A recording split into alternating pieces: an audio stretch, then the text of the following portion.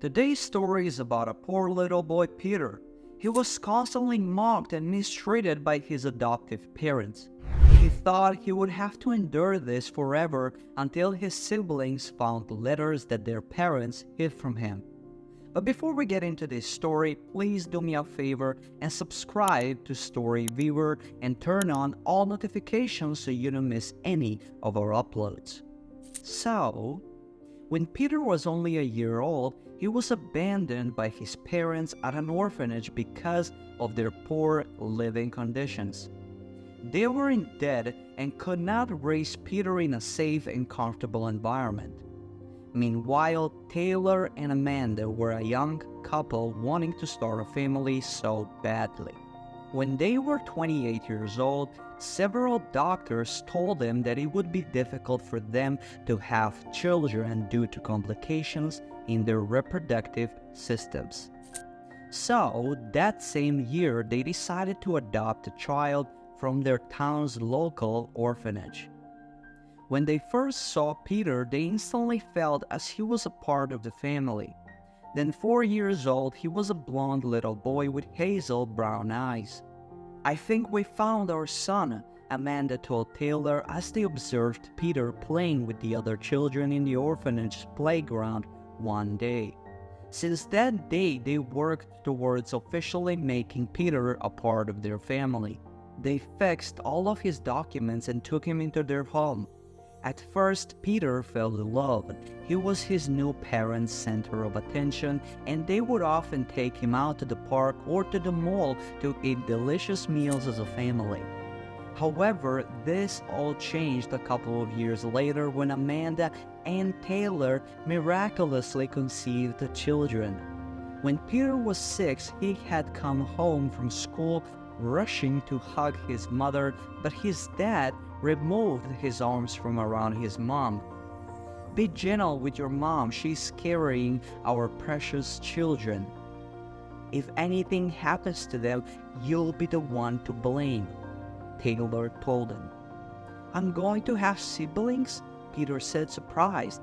He did not mind his father's threatening tone as he was excited for his siblings to arrive, thinking they would grow up together closely. "Yes, so you need to be a good boy and not give us any trouble, do you understand?" Taylor replied with a stern look on his face. Peter smiled and nodded excitedly. He had always wanted siblings. He made sure to follow his dad by being a good boy. He did his homework alone, finished the food they gave him every mealtime, and stayed out of their way. 9 months later, his mother gave birth to twin daughters. They left Peter with a neighbor while they tended to the twins at the hospital for 2 weeks as they were born prematurely. "When are they coming to pick me up?" Peter asked one day as he looked outside the window for a cab to appear in front of their house. "They will be home soon, sweetheart. They just got discharged from the hospital, so the drive back will take a while," their neighbor, whom he called Aunt Julie, replied. "I can't wait to give my sister some hugs and kisses," Peter told her, to which she smiled and nodded. "You'll be an awesome big brother, Peter." And a few minutes later, a yellow taxi appeared, and Taylor was the first to get out. Excited, Peter ran out to the garage to greet him. "Dad," he said as he ran closer. "Peter, stay away, you're going to wake the babies," he said, keeping him at an arm's length. "Hi, Mom," he waved from where his dad was holding him back. Amanda simply looked at him and walked inside their house with the twin babies in her arms. Having their own children completely changed the way they treated Peter. It also wiped away most of their savings, as having to spend on baby products not just once but twice ended up being costly for them. As a result, they had to cut down on many things. Peter was asked to eat breakfast and lunch at school, and he would not be given any snacks. Instead, he had to rely on the free food provided. Moreover, he was forbidden to watch TV in the living room at home and was asked to stay in his room whenever he wasn't called. His parents no longer waited for him from outside the house every time the school bus would pick him up and drop him off, and instead he would walk straight up to his room. This continued for years, and Peter slowly started to realize why he was suddenly treated as an outcast. At school, he confided in his best friend Adam that he felt as if he was just a placeholder for his parents. "They don't love me anymore because I am adopted. I'm not their real child. Now that I have twin sisters, they don't need me anymore," he said. He was 12 years old by this time, and his siblings were 6. "Come on, buddy, maybe they're just busy. I'm sure they still love you," Adam said, trying to reassure him. He shook his head. "You mean they've been busy for 6 years? I haven't had a decent meal at home for 6 years. I haven't even had a set of new clothes in 6 years. Everything I have, I got from Aunt Julie next door. All the things that can't fit her son anymore, she gives them to me." That day, Adam wanted to see Peter's living situation for himself. However, when they got to the front door of their house, they were greeted by Amanda's deep glare.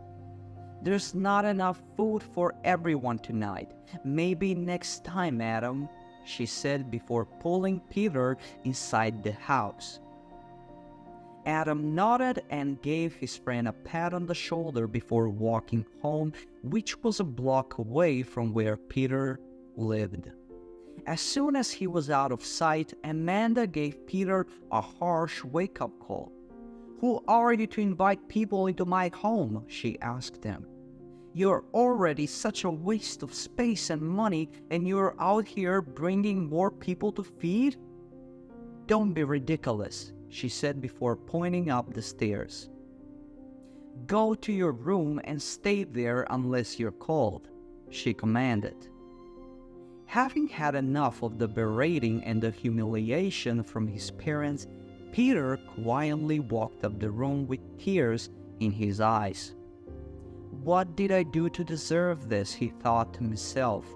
"Nobody in this world loves me. My birth parents abandoned me, and now my adoptive parents have too." That night, he cried himself to sleep, wishing something in his life would change for the better.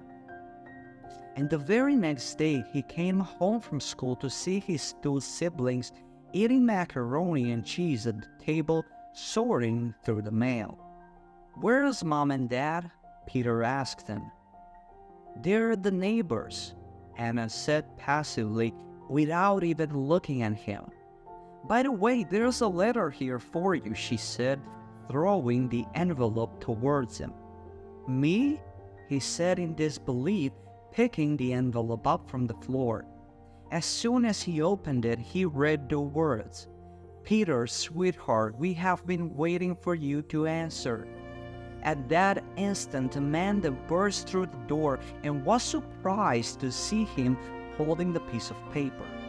"How dare you touch things without our permission?" she almost shrieked, tearing the paper out of his hands. "I didn't read it. I simply wanted to hand it to you when you came in," he said, lying. Soon, Peter began to notice a pattern in which his parents would be out of the house every Saturday morning, so he decided to take advantage of it one day. He went through every drawer in the home to search for the letters his parents hid from him. After searching for a couple of minutes, he finally found them in a box under their bed. He took them all and ran towards his friend Adam's house to read them. It turns out the letters were written by his birth parents. They had been looking for him for years and assumed that Peter wanted nothing to do with them as he had not responded.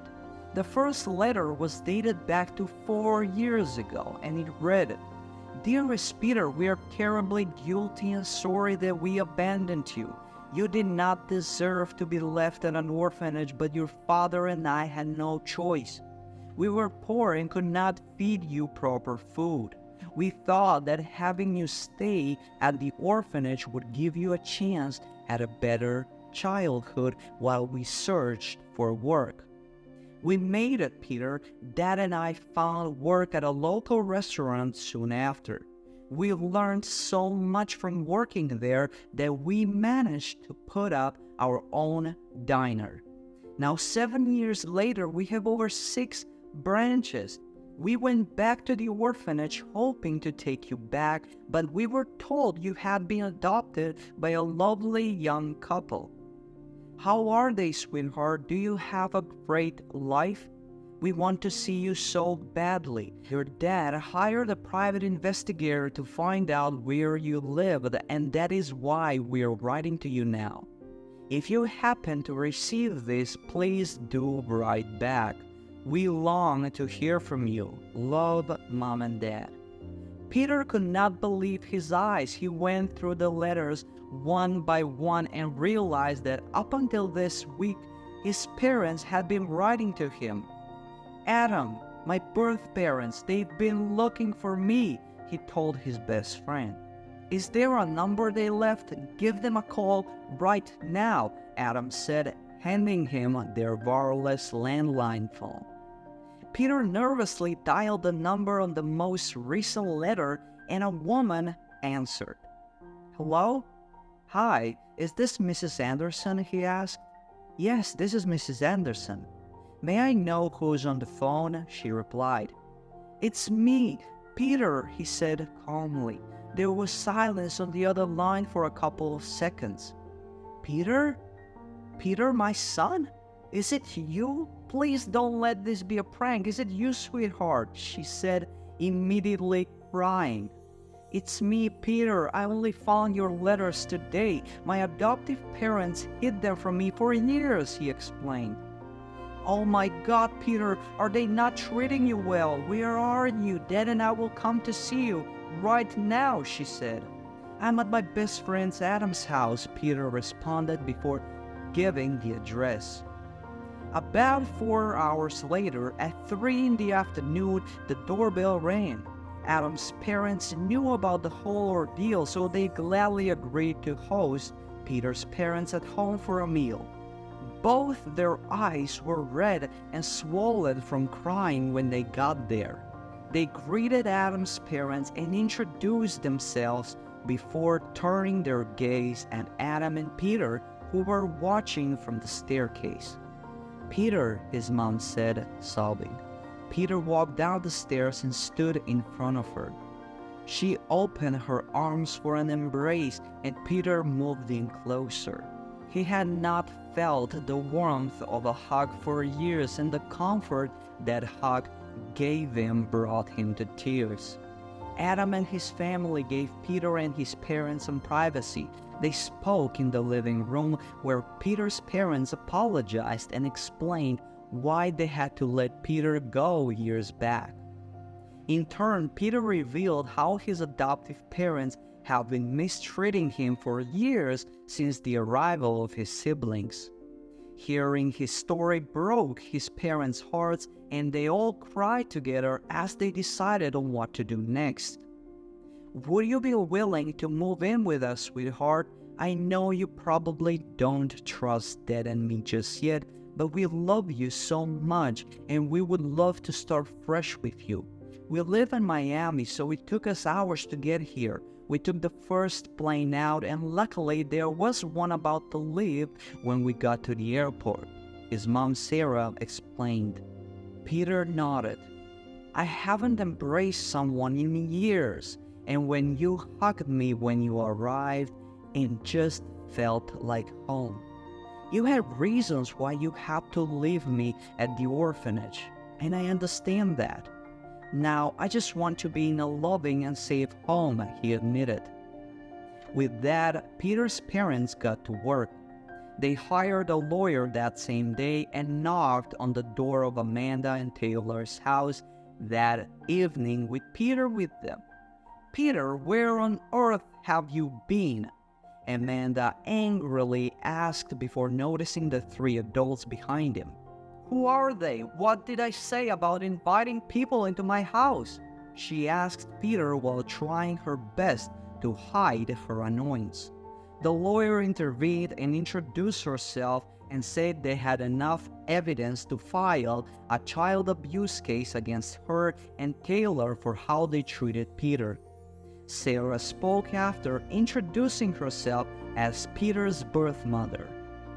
"Why didn't you ever show him our letters?" she asked. At that, Amanda blew up. "And then what?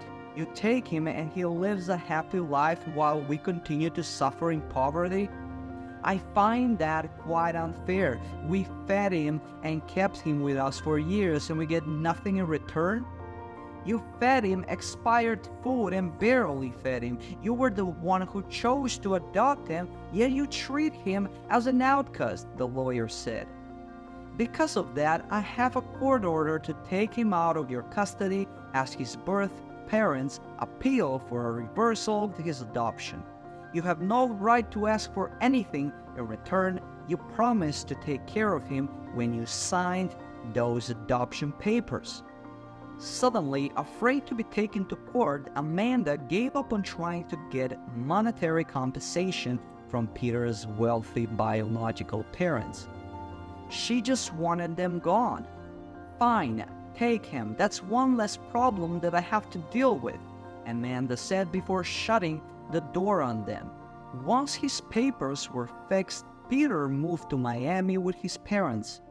There, he started a new life and lived in a happy and loving home where his parents prioritized him over anything else.